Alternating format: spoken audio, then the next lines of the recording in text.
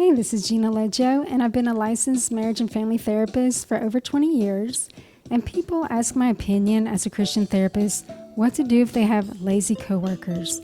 And maybe that's you because you're watching this video. So that's so frustrating, first of all. And what I can say is that when you see lazy coworkers slacking off, unfortunately, we can't control their behavior of slacking off, but we can control what we see. And so the Apostle Paul tells us to focus on Jesus. And in doing so, it will inspire us to do a good job in spite of what others are doing. Another complaint that people tell me about with regards to coworkers slacking off is that sometimes they make twice as much money than they are, which is so frustrating and so unfair. So once again, focusing on God. God is your provider, not your employer. And so we're working for God out of the goodness and sincerity of our hearts. The Bible says to whatever you do, work heartily as for the Lord and not for men. And I understand people have to make a living, so it's up to you if you want to advocate for more money. But whether you get more money or not, the Bible also calls us to be content with what we have. And another complaint that people have is that their lazy coworkers never get in trouble for being lazy, which is also very aggravating. But sadly, this will come to an end because they will reap what they sow. It may not be in their professional life, maybe it'll be in their personal life, but God is going to judge everyone according to their deeds and even things they do in secret. Another complaint I've heard is that people don't get praise for going above and beyond their job duties. So as a Christian therapist, I believe in the power of prayer and trusting God for His timing.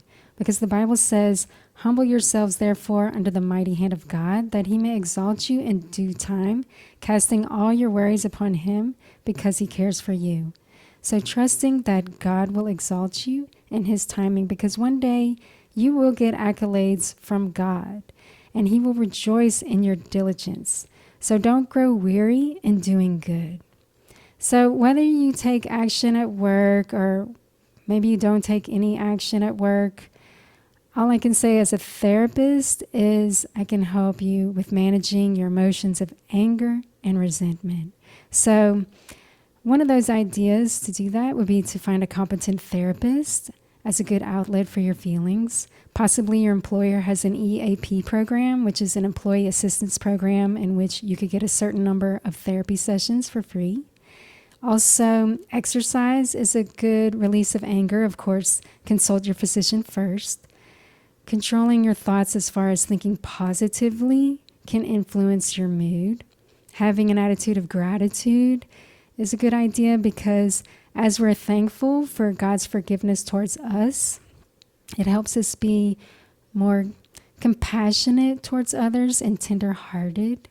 And another idea would be to ask God to help your coworkers have the stamina to do their job diligently and help them with any personal problems they may have that may hinder them.